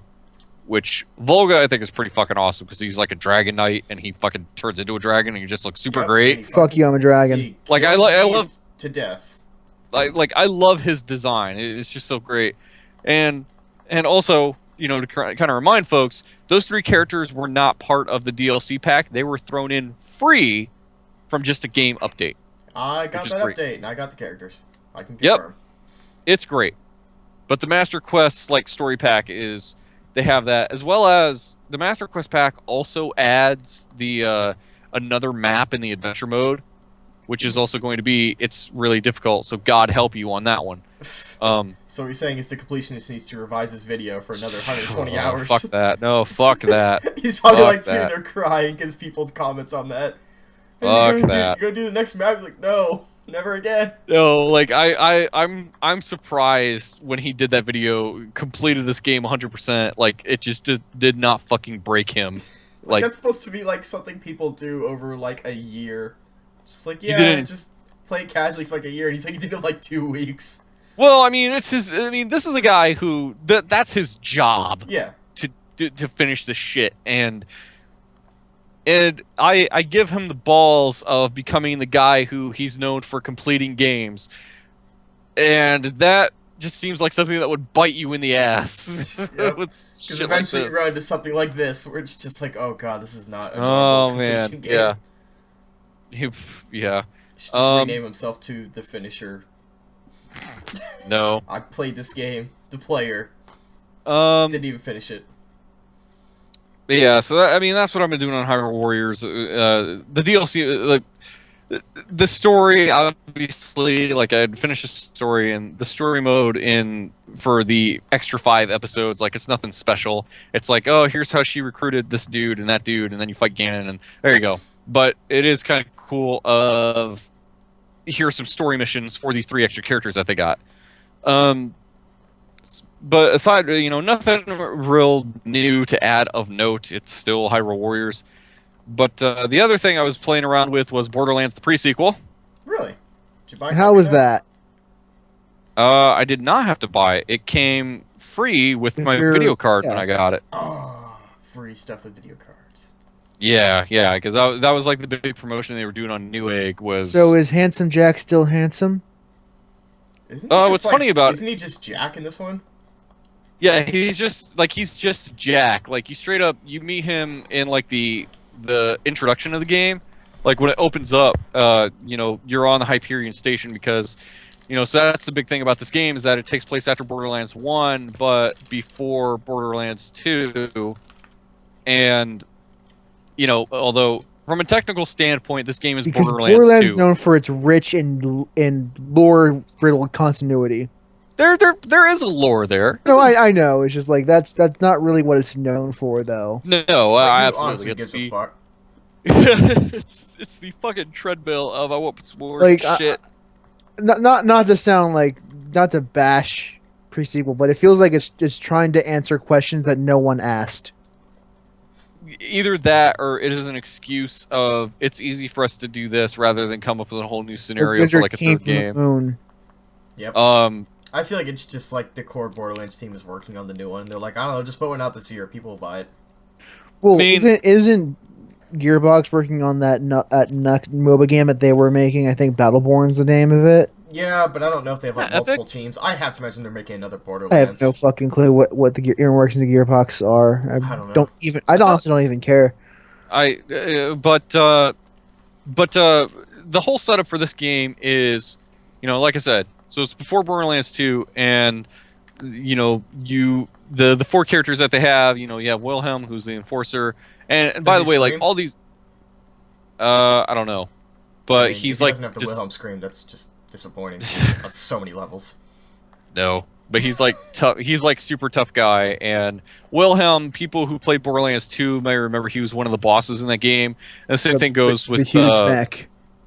the same thing goes with this one chick who I can't remember, but Sasha, she's- the Lawbringer. yeah, the Lawbringer, because she was also a boss, and Athena, the Gladiator, she was a character from Armory of General Knox, which was a DLC in Borderlands 1. The And fourth then- or the fifth one, I don't remember. It was the fourth one because Claptrap Revolution was the last one. Yeah. And I think like the Claptrap that is also a playable character in this, or the Frag Trap, which is his class name. Some people have said he's supposed to be from like the Robot Revolution, but I don't know. All I know is that because I played through the intro with all 4 of these characters, and then when you select Claptrap, the main menu will even tell you like, did you pick this character by accident? It's okay, we'll let you pick somebody else. It does that to you like 3 times. Like seriously, you really, do you realize want to play Claptrap? The one that I think one of them was just like the one who doesn't shut up or the one who keeps talking. Yeah. And I'm like, you know what? Fuck it, I'm not playing Claptrap. Now that you reminded me. I did it simply because of like. I mean, that's a funny joke, but at the same time, that could probably get annoying to some people. Well, I mean, yeah, it's funny, but it's weird because it kind of acknowledges that people hate him, and it's like, well, why do we hate him? Maybe because he doesn't shut up, so maybe it's not that funny anymore. Yeah. I mean, considering the point, his arch nemesis stares. The considering the point that this is when there were more than one Claptrap around, like because in Borderlands 2 he was the only one left, and in this one there were still multiple Claptraps around, and I do think it's cool though that he's the only one that's immune to the oxygen mechanic in the game. Yeah, that's a really cool thing. I will get we'll get to that later, but and what the thing about playing as Claptrap, one of the interesting things about this game is that they do kind of treat the character classes as just straight up characters. Like they do talk more, and the NPCs will kind of acknowledge you differently depending on who you're playing as, which I think is interesting. Because it's like, yeah, despite the fact you want to do this whole thing where like they don't talk that much so you can immerse the player more, but at the same time, it's like these characters already have names. You kind of establish who they are, especially when you have like the audio logs that are in their inventory, and it kind of gives you like, here's what they were doing, like here's their motivation or whatever. But people will react to you differently, and when you play as Claptrap, people just look at you like, oh man, not a fucking Claptrap, like. Fuck off! Like everybody's just got this super negative attitude towards you. Like humor, like self-acknowledgement. That's like I don't necessarily think it makes that funny, but I'm sure some people love So are you okay with Australians living on the moon? If anybody was gonna be the one dominant cultured race to live on the moon, I'd be okay with Australia. Yeah. So I haven't gotten far enough yet because there is a point where you're not on the moon, but for most of this game. You're on this moon above Pandora, and everybody on the moon is fucking Australian because this game was made by a studio 2K has in Australia. Interestingly enough, called 2K Australia. Yeah, exactly. So it's like everybody on the moon is fucking Australian, and I can't think. There's this one gun, which I have not found it in the game, but I've seen the video of it, and it is a shotgun that talks. Which is not new. There was a. It was one of Borderlands too. I had. Yeah. But there's a shotgun that talks, and it's the straight up like, I don't remember the word, but it's simply like the Australian equivalent of like what people think of rednecks here in America, to where, like, it'll just say stuff after each shot, like I'm a fucking gun, and like, oh man, it's so dumb. Like, there's a YouTube video of it. I feel super stupid. I can't think of what it was called, but find me the video and I'll put it in the description. The banger something or other. I can't remember. I just remember it was a shotgun, and like every time you reload it, it's like, yeah, stick it in me. Like it just stupid shit like that. Shotgun, you're making me uncomfortable. Yeah. So one of the things about playing on the moon is the double-edged sword of one. There's low gravity, so when you jump, you can jump kind of high, and it's all super floaty, and it's actually kind of fun when running around just to get to other areas. And you also have like a stomp attack. Like if you jump in the air and you push the crouch button, you do like a stomp attack. They call it butt slamming. Of course. Because why not? Of course. Because the internet. Because I like to think of it as fucking Mario 64. Because of course, that's what you do, right? jump real high in the air and do a butt slam. But Yep. Internet. But the other thing about this, which is a lot of people, feel kind of frustrated about, is you have to worry about how much oxygen you have on space. Yeah. And there is no oxygen in space. No problem. yeah, and there's, now granted, when you play as Claptrap, you don't have to worry about that. The one Although sole reason to play is Claptrap. You still have, like, there's these, what they call Oz kits, which are basically your breathing apparatus, and you find different ones, basically the same way with other pieces of equipment.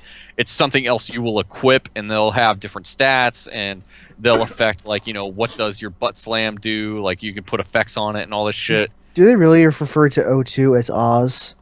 Yeah, they call it an Oz kit.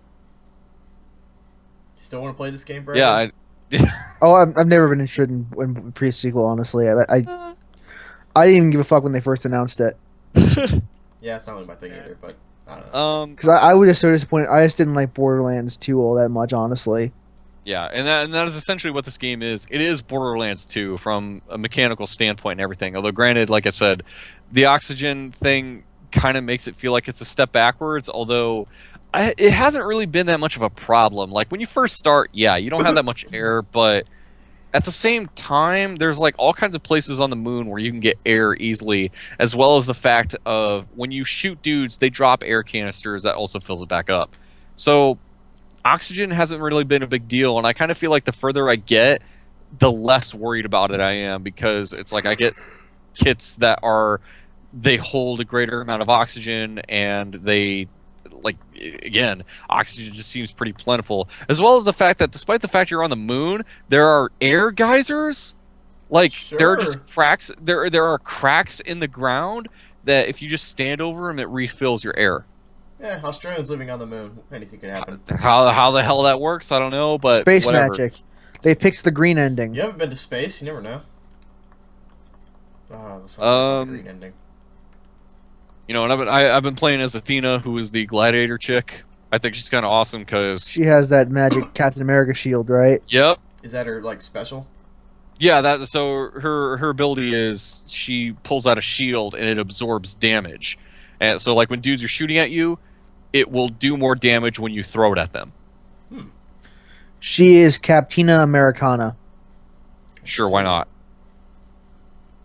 So, yeah, I mean, I would almost say that, yeah, Borderlands 2 is probably a better game than this. Although, like I said, I've really maybe only played around with it for like 5 hours, and you do kind of see some stuff to where, like, Jack is almost like the sympathetic character, but at the same time you also see how he kind of starts turning into a douchebag, because obviously Is it like sort of like a big boss situation? no, not really at all. He's at first he's just this loser, so it's like, how could this guy ever become somebody that bosses From nobody people to around? nightmare. Yeah, and then eventually he goes from being a douchebag loser to being straight douchebag eventually. So, Well, that's great. That, kind of aspire to be something, I guess. I guess, yeah. So it's story obviously is probably not the reason I come to this at all, because it's the treadmill, as well as there are already a number of people on my Steam list that are already playing it, and obviously, like, I did a co-op game with a buddy of mine, and that was kind of fun. Jumping around in the moon, I do like, though, the fact that it's all super floaty, and, like, rather than sprinting everywhere, I'll just fucking just jump around to get where I'm going sometimes, which is great. They also introduced laser weapons into this. Like, that's a new weapon type of... Aside from all the other stuff, now there's laser weapons. I can shoot lasers. You totally can. And haven't really... There's also, like, a new kind of element type, along with, like, corrosive and electric and explosive. Now there is cryo element, which is it'll just basically freeze dudes, and you can kind of. And now we have all 4 elements together: earth, wind, earth, lightning, There's a lot more than fire. 4, dude. There's a What? lot more than 4. There's also slag and, like, all kinds of other stuff. Yeah. But That's like, we'll call that darkness. but cryo is like another thing they introduce to this, and Yeah, so now you can freeze dudes and watch them shatter into bits. That's great. No. Sure. Slag is heart. Now we can make Captain Planet. By the power No. of heart. Slag heart. Probably the only other, and I haven't done this with anybody in co-op yet, but there's also this thing of, because you got two different kinds of vehicles. There's, the moon zoomies, which are the space buggies, and then there are like these jet bike things, which I almost can't help but feel like they were ripping on Destiny when they made these things. Because they're like, and they're like, shit, we should probably get this. I mean, they don't look like that, but they are basically a hover bike. Well, I mean, And- even average Borderlands is still better than Destiny. Oh yeah, absolutely. But there are these hover bikes, and rather than like having some vehicle where 4 people sit on the same thing, if you have a hover bike out, somebody can just go. Anybody else can go up to you, and they spawn their own hover bike, Oh, that's cool. and you could do that with up to 4 people. So, better than Destiny.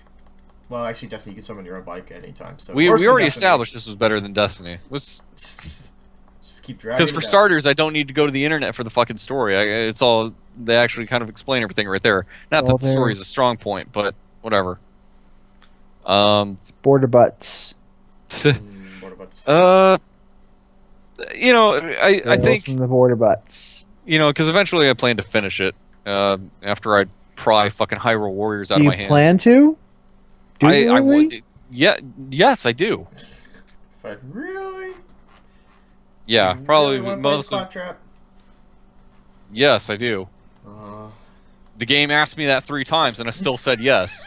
It'd be Because- great if after that it just said, no, fuck you, you can't play Because of how Borderlands is as a game, and how and my previous experience with that is, I'm going to make a character of each class eventually. I might as well get past the tutorial. I would just love for phase. someone to go through the second prompt and on the third prompt be like, you know what? I don't actually want to play as Claptrap. You kind of can. You can hit the back. I mean, button. you can, but at that point, why would you? But I The still third did. prompt was actually a reverse question where it just says, like, you don't want to play as Claptrap, right? And then you just keep mashing A, and it backs you out of the screen. So you have to hit That's A, A, so B. dumb. Oh no! Oh god, I hate when games do that. They force Yeah, you they to read all reverse that them. shit. Yep. They're like, we're making sure you're reading this. And I'm like, And I I can- still don't care. And I can give you a prime example of a game that made me hate that.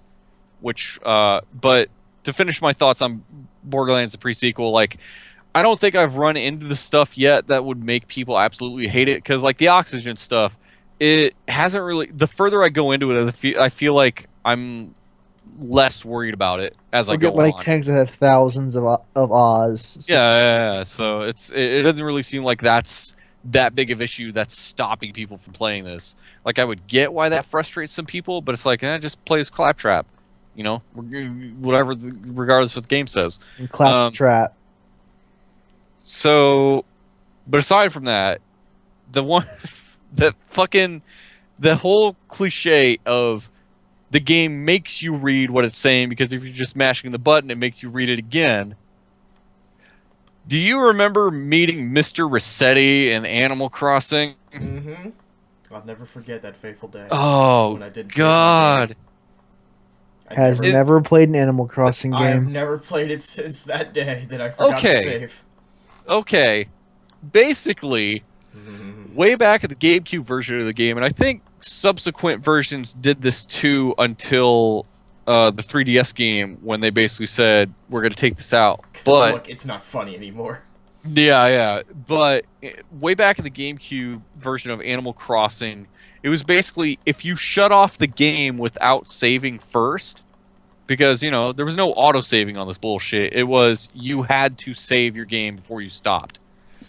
But if you shut off the game without saving, the next time you turned it back on, he would fucking give you this big, long speech, and you had to sit there and, like, he would Listen. talk forever, like, longer than any character in that game.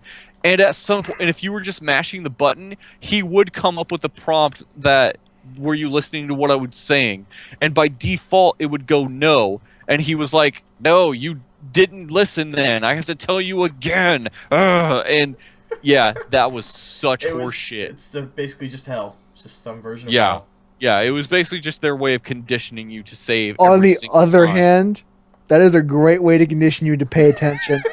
Yeah, But in the worst way possible. yeah, It absolutely. just made me Which- hate that Of course, game. that probably just make me rage quit. Like, I didn't And play it- the GameCube Animal Crossing after that. I just said, fuck it, it's not worth it. Yeah, I didn't. I mean, I played subsequent Animal Crossing games, but of course, Well, yeah, I played always other say- ones, but, like, I never Yeah. went back to my GameCube save after that, because it was at a Yeah. friend's house, and I was like, dude, let's just play something else. This isn't fun. Yeah, I don't blame you. Were not wrong to never go back to that. It's not worth it.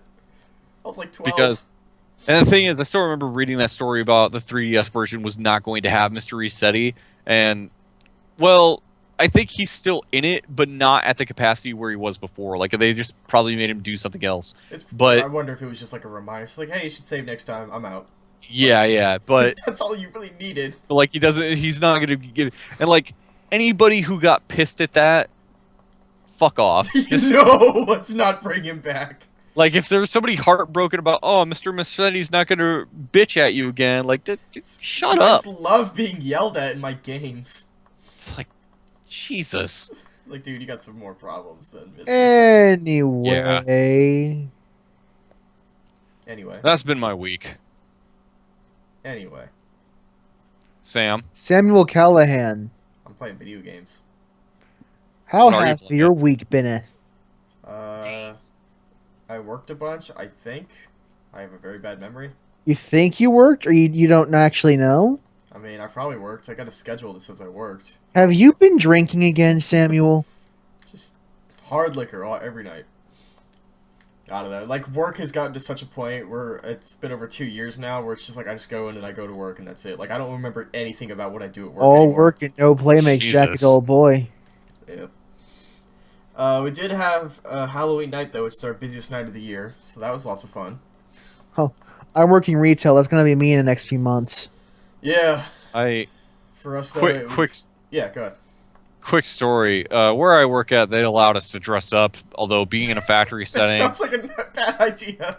Yeah, being in a factory setting, I was not going to buy a costume to get filthy.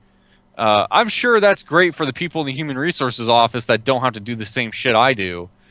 And obviously, I'm not going to spend money on something I'll probably wear, like, Well, especially I mean, since you could dress as a hobo.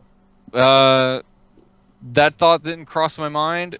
But what I ended up doing was I ripped off a joke from The Office, which was I took a dry erase marker and wrote the word book on my face, Yep. and then told people I was Facebook. I just pray they didn't watch The Office. No, they didn't, because nobody knew what it was. They just at first some people didn't see the K and just thought I wrote boo on my face, but no, Which it was is like probably even funnier. yeah. It was But then they scary. saw the word K and they were like, Inappropriate. "What's book mean?" And I was like, "I'm Facebook." And what got even stupider was at one point, like I went around up to people and just started saying, "You got notifications pending," and Got a It new was better if message. you just went to some random coworker and poked them. Oh, that would have been good.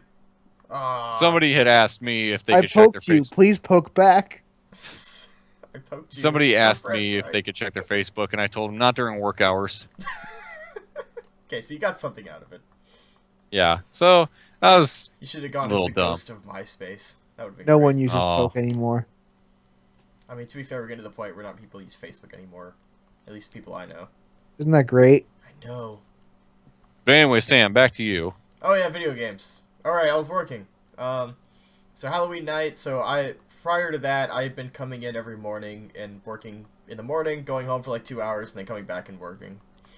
So, Jesus. Friday it was gonna be like, all right, I'm gonna sleep in. Then gonna get real prep for Halloween, and my boss is like, dude, you gotta come in early again, cause fuck. Ah, He did offer me a pizza. I ended up getting a sub for free instead, just for going extra day or extra few hours.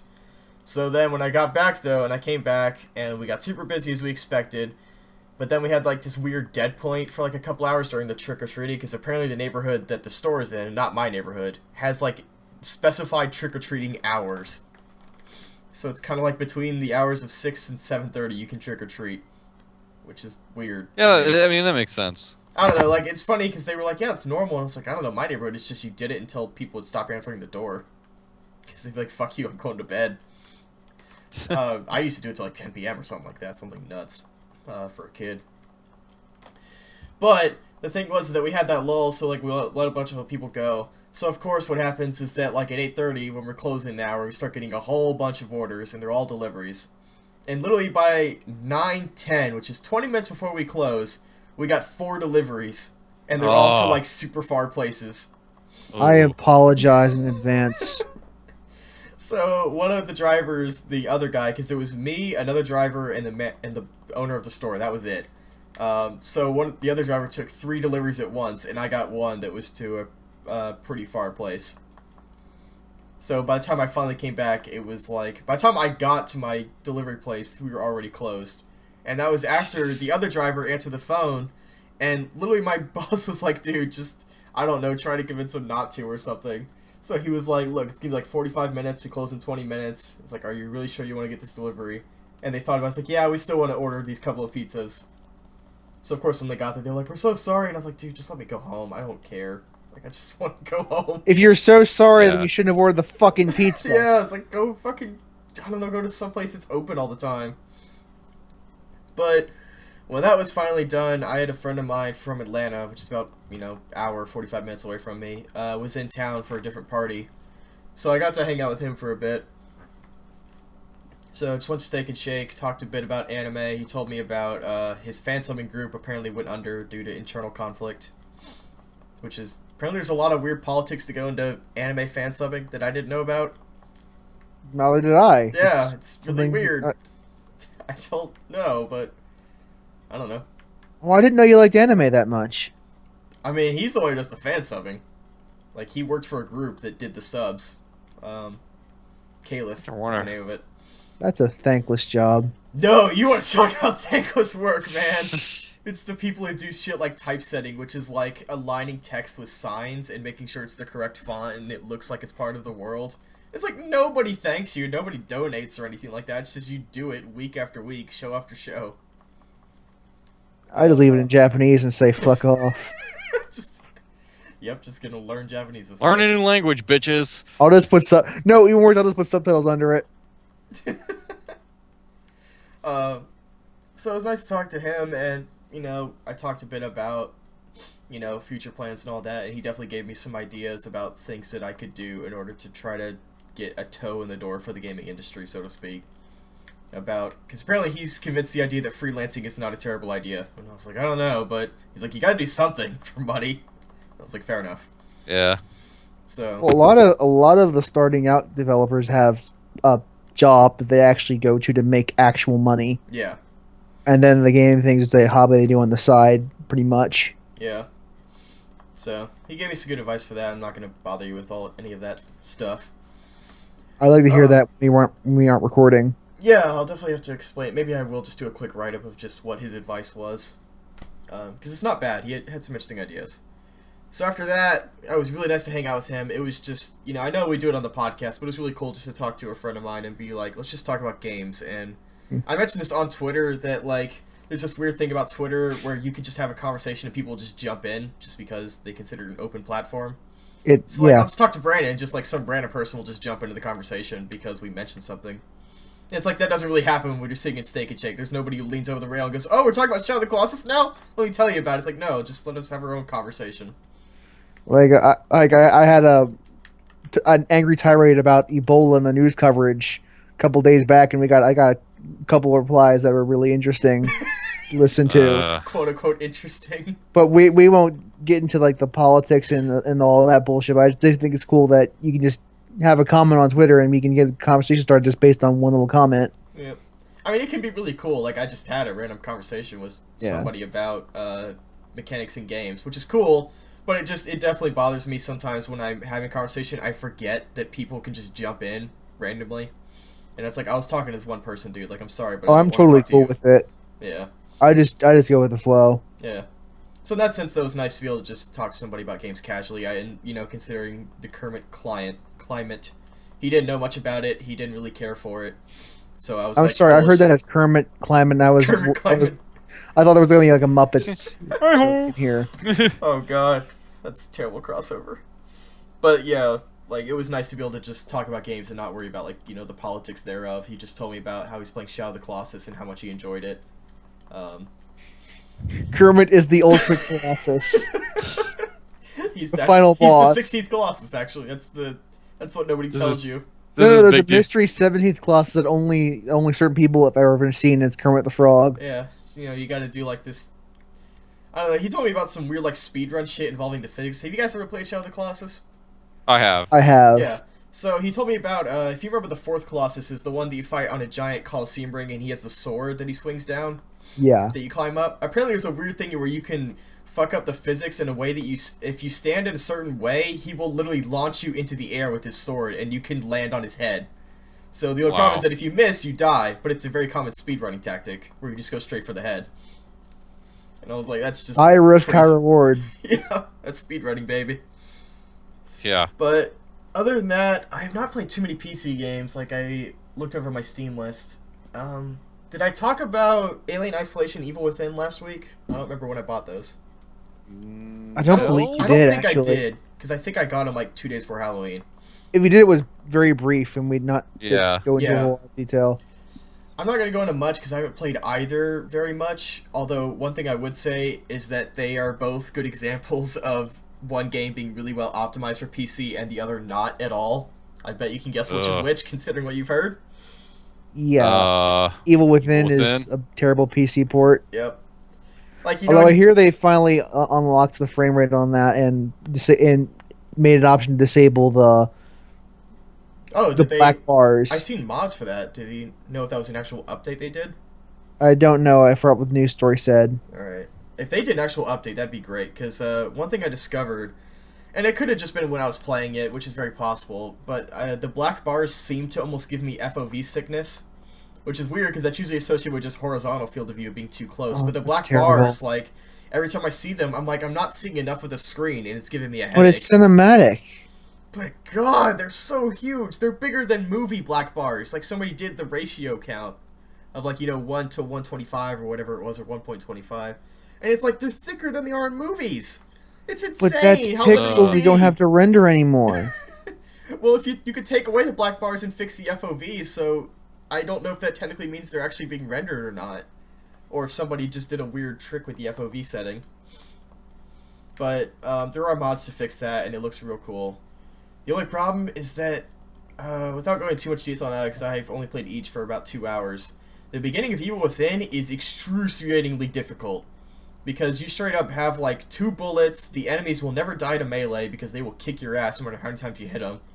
And it's just basic stealth. Like, you get caught, I would say you're basically fucked, you can run away, but it's just like, you have no combat choices.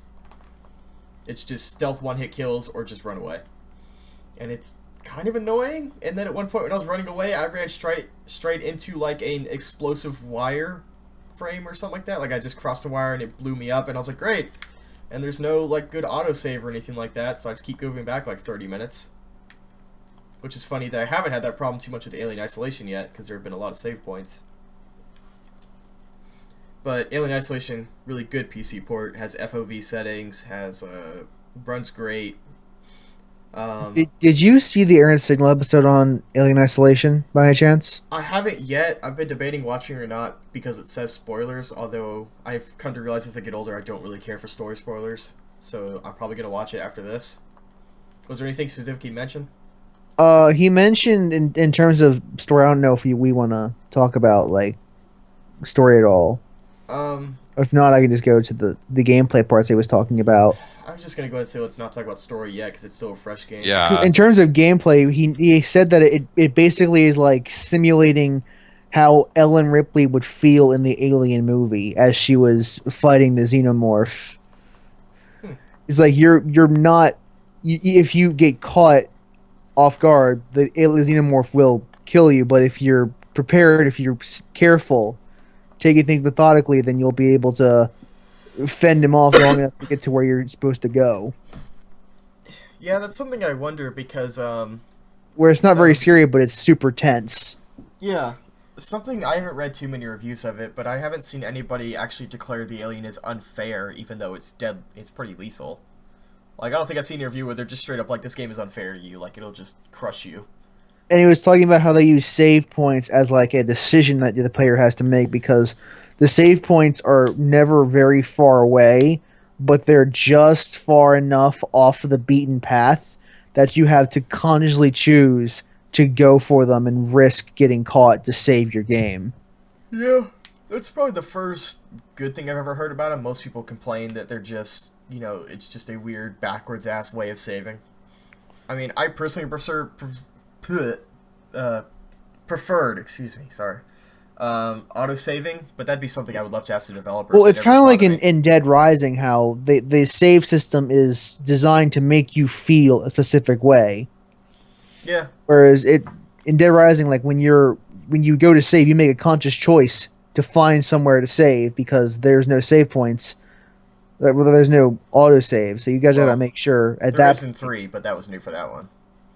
So yeah, right, but but saving is something you have to actually like decide. Now is a good time to save. Now I've got to find a bathroom to save, and that adds a little bit of tension that makes you feel a certain way, but not enough that it's breaking the game. I think there's a good way to do manual saves, and there's probably a long discussion to be had about a good way to use manual saves to keep immersion. Yeah, it's just a discussion of same systems as a way to make players feel things, which is not something that people want to talk about a whole lot. And this is all Camp's ideas. I don't want to plagiarize him, but I just thought that was a very interesting discussion to be had. That would certainly be something interesting to look at some point again. If we and they talked a bit more about that in spoiler warning during the Last of Us LP that they're doing right now. I'll link that in the show notes. Thank you. At some point, we're going to have to do some kind of offshoot podcast where we just talk about these things for like 20 minutes at a time. Isn't that called the Texture Pop? I don't want to destroy this podcast with just all kinds of in-depth discussions that only two of us Kind are of late involved for in. that now, isn't it? Well, I'm trying to make this thing better, man. I'm trying to make it good. Okay, so we should probably have like a game spoiler cast. We just talk about like a game for like 30 minutes or more. Well, it's just a matter of I don't want to bore these two guys all the time if we're talking about something they don't care about, and vice versa with any other group of us. Pretty much. Other than that, I picked up Lords of the Fallen the next day because every time I buy horror games, I get excited, and then I realize I hate horror games because they terrify me. I don't know how that keeps happening. So Lords of the Fallen, for those who don't know, is basically... I've heard it described as Dark Souls light, although the description I prefer is what Vati Vidya used, and he's a Dark Souls lore person on YouTube, which I'll link to his channel. He described it as clunky Souls, and not necessarily in the sense of like it's clunky as in it's bad, but it's super slow and heavy compared to Dark Souls. Like every swing is like your controller rumbles, your screen shakes, like you were wielding giant-ass weapons. It's got a really interesting, weighty feel to it. It's kind of... It almost kind of reminds me of, like, the Fist of the North Star game that Omega Force did compared to, like, say, HYRULE Warriors or a Dynasty Warriors game. Like, Fist of the North Star, obviously, it felt, like, heavier and more weight behind each punch and all this crazy shit as you play as these big, monstrous dudes, but... Yeah. I'm just gonna do a quick rundown from, like, I've played a few missions of it. The biggest problem with me right now is crashing a lot and PC optimization. It doesn't run very well. Ugh. But one thing I would bring up, just because Brandon brought up save systems, is it has its own unique save system. In that, you're probably familiar, people who play Dark Souls, the idea of bonfires. Bonfires, you activate them, they become checkpoints. When you die, you respawn at that. Yeah. So the idea with this game is that you kill monsters and you get experience, and then you can go to a checkpoint which will refill your health, but every time you go to a checkpoint which will, move your location when you die to that point and give you all your health potions back, you lose a multiplier that builds by killing more enemies. So the more enemies you kill without refilling potions or moving your save position forward, the higher the multiplier will get, so the more points you can get to dump into character I'm skills. assuming that dying resets the multiplier as well. Yes. So basically the idea is that, theoretically someone could go through the entire game without using a single checkpoint, which means that they would be stuck with the, number of potions that they start with. I think you'll get one for every empty bottle you get, but, those will get refilled. But your multiplier would never stop unless you died. So theoretically you get up to, like, 17 times multiplier for souls, or whatever the hell they drop. They just say experience. And it does have the same Dark Souls idea of when you die, you go back to where you died and you can collect it. Although they also play on that in the sense that not only do the amount of experience you get lessens with every second that you're not picking it back up, you know, your quote-unquote bloodstain where you died. Also, when it's there, it actually radiates a healing aura, so if you died next to an enemy that's super powerful, you can actually not pick up your experience, which will mean it'll be decreasing a little bit at a time, but it'll also be healing you. So, Interesting. I'll link to Yeah, the that's Vati weird. video, because it's kind of hard to explain in words, but the Vati video is really good at it. That is an interesting trade-off. Yeah, it's some really cool systems that make me think that Dark Souls could afford to do something like that. Other than that, Maybe. like the combat itself, very much Dark Souls. It's just I like the way you feel because it's different, but just something about it feels, you know, like Vadi said, clunky compared to Dark Souls. It just doesn't feel quite tight enough to work. But it is really cool in the sense that if you're like a big tanky character in this game, you can straight up just take hits. Like, it just because poise breaks aren't really much of a thing in this game. So if you have like an enemy just swiping at you and he's a really small enemy, you can just tank the damage and just hit him once and kill him. Whereas like if you're really small, you have to dodge everything because everything will knock you back, everything will knock you down, and will hurt you a lot.